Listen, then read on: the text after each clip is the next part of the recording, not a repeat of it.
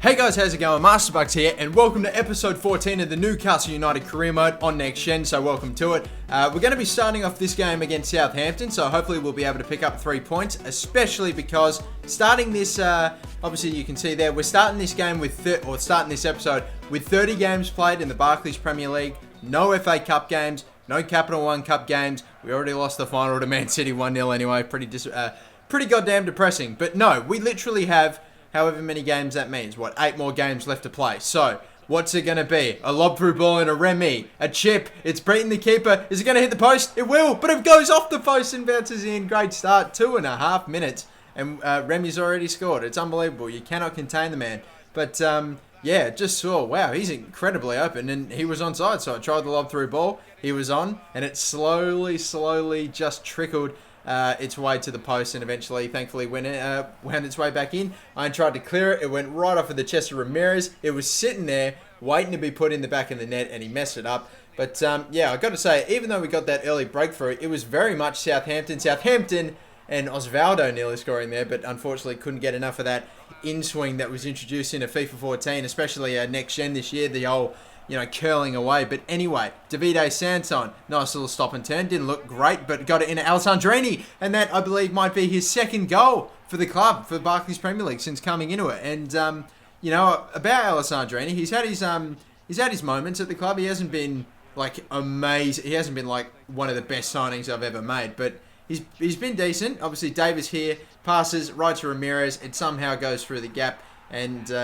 so we concede pretty early or pretty late actually in the first half, which is a little bit annoying. So pretty much we get some breathing space and then immediately give it away right before the end of the first half. So hopefully we'll be able to get it back or do a little bit better, because really all we want are some victories. It's a nice weighted lob through ball. Remy takes a pretty poor touch and makes a hash of it really. He should have been able to put it in second for the game, but some more forward pressure from Sissoko.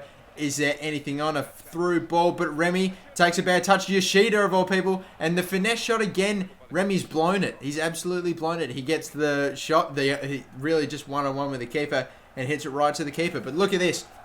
Jack Cork v Sissoko. And he just keeps on running and running. Tries to make a tackle. Whips it across. Remy's there. Climbs up and scores. Another very nice header. Especially for a player and a striker of his size. It just somehow gets over the back of Maya Yoshida.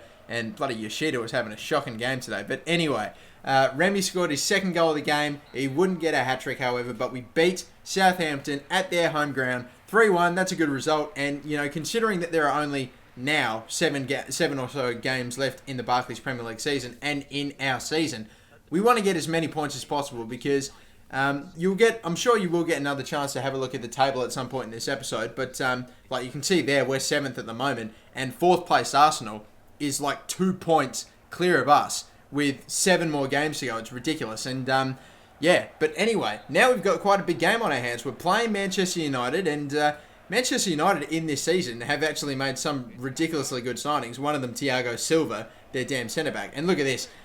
I thought I scored early. In less than 2 minutes, Darren Fletcher, he just got the ball. There was a lob through ball, and before I knew it, the ball was in the net. Before I blinked, literally, Manchester United kicked off the game. I blinked, and then all of a sudden I was 1-0 down. It was kind of a surprise. But anyway, another big lob through ball, or not a lob through ball, a cross, which went way over the back into Alessandrini, putting some work in on Raphael.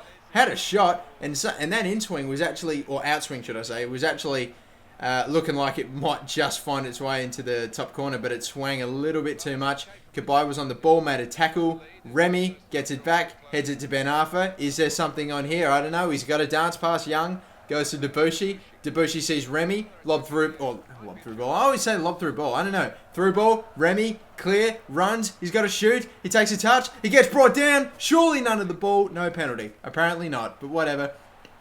We're just going to have to keep on going. If Howard Webb's going on this game, then whatever. But anyway, Sissoko, he did pretty well in that previous game. Slide tackle fail, shot. It ends up taking a deflection and rolling right to Lindegaard. So, that's how the first half ended anyway. It was 1-0 down. We conceded ridiculously early, just were down immediately. And it looked like at the moment, even though we were getting some decent attacks, we weren't really looking, or I wasn't really feeling very confident when it came to finishing the job, because I don't know, we just got some good chances but couldn't make anything of it. But Alessandrini, maybe he'll whip it across. He's got 2 guys on him, but it does lead to a corner. And this is relatively late in the half now, 70th minute. They bring on Khedira. That's what I was talking about those ridiculous transfers. Lindegaard comes out, tries to stop the ball, try to punch it, missed it, and Steven Taylor will more than happily put the ball into an empty net. And so we get the equaliser. Steven Taylor, that's his 2nd goal, I believe. He actually got in front of Lindegaard. Lindegaard just wasn't aware of Steven Taylor, who just came flying in out of nowhere. And it's actually extremely well weighted. Look at the positioning on it, just underneath the crossbar. Just too high for Raphael to get there, and that man's not a very happy man. And yeah, so now I've got to deal with obviously I go back to what I said before, Sami Khedira coming on. So they bought Sami Khedira, they bought Thiago Silva, and I think they actually bought another pretty good player who I just can't remember though. But Alessandrini will hit it first time, and that's unfortunately wide of the goal. But yeah, Manchester United, I believe, signed another really good player, all in their first season. But you know, sadly they just I think he might have been injured or he just wasn't playing in this game. But anyway, 90th minute, we tried to pass. Unfortunately, nothing's on there. And, yeah, just kicked it right out. And it looks like it's a 1-1 draw against Manchester United at home. I guess I'll take that because, really, I mean, Manchester United, especially after some of the really good transfers they made, you saw there, Thiago Silva, they were a very tough team to play against. And is it just me, just on the topic of Manchester United, but is it just, whenever you play them in career mode, obviously De Gea is their best goalkeeper. De Gea is never in goal when you play Manchester United for some reason. It's weird. It's either Lindegaard or, I don't know, they've got some other goalkeeper that... It's never De Gea. I don't know if they sell him or if they just don't want him. But anyway, going back to the table. 57 points. We're 7th. If you looked at 2nd place Manchester United, which would have been great to take any points away, especially a 6-point sort of, 3 points for ourselves and 3 points off anyone above us. Anyone that's above us on the ladder or anyone that's above us on the table would be absolute crucial wins if we want to really get somewhere. But anyway, a diving header from the Stoke player. We are playing Stoke obviously in this game. I thought it was going to be a goal for sure, but no, somehow we ended up clearing that ball. Kabay ran beautifully, made the spacing for Alessandrini, who's got a paddock, and he'll just take it upon himself and score. Alessandrini, his 2nd goal in 3 games, and this kid is on fire right now. It's going fantastically for him. Look at this. Nice little finesse shot. It was a tight angle, but he found that little gap that he needed. Hit the side netting. It was a very nice finish. And yeah, he's doing quite well for himself at the moment. Alessandrini, he's a man in form.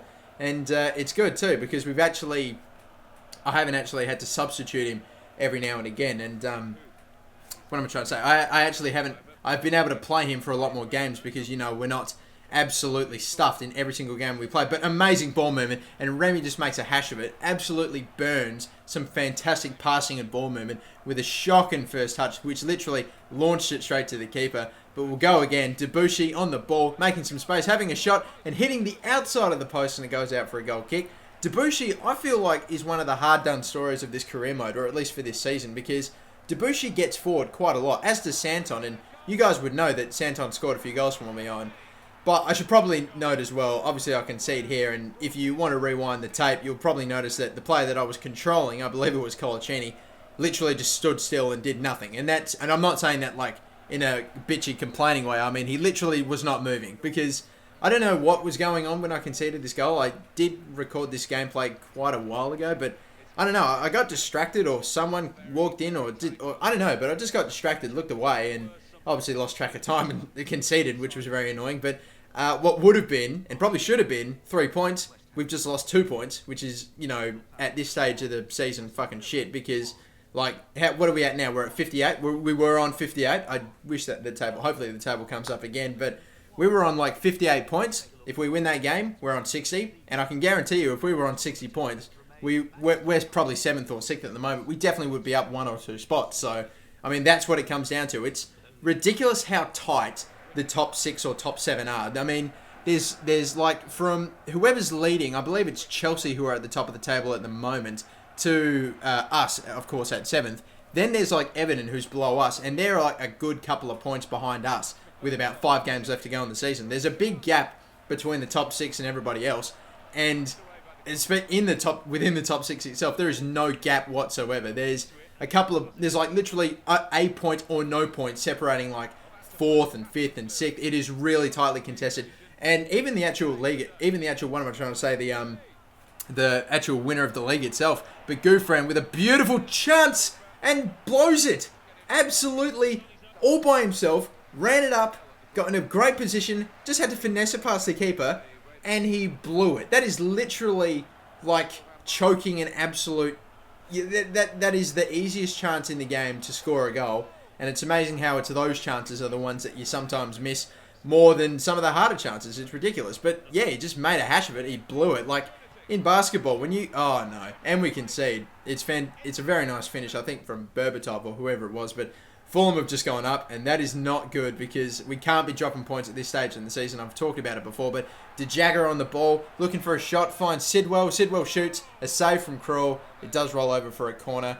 And yeah, I mean, you can see off these last few edits, it's just been attack, Fulham. I made a slide tackle, right? He ended up tackling it, and the ball going further closer to my net and going straight to a Fulham player who ended up putting it in the back of the net to pretty much seal the game. So we lost the game against Fulham 2-0.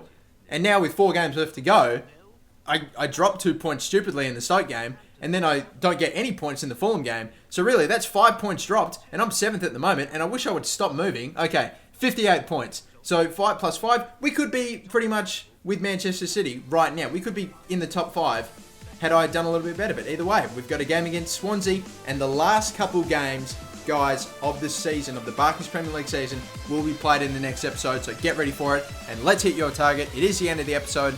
And for this episode, let's go with 2,000 likes, because I'm sure you'll hit that very easily. And thanks for watching, guys. I'm yours again, the MasterBucks. Peace out, and have a good one. Bye-bye.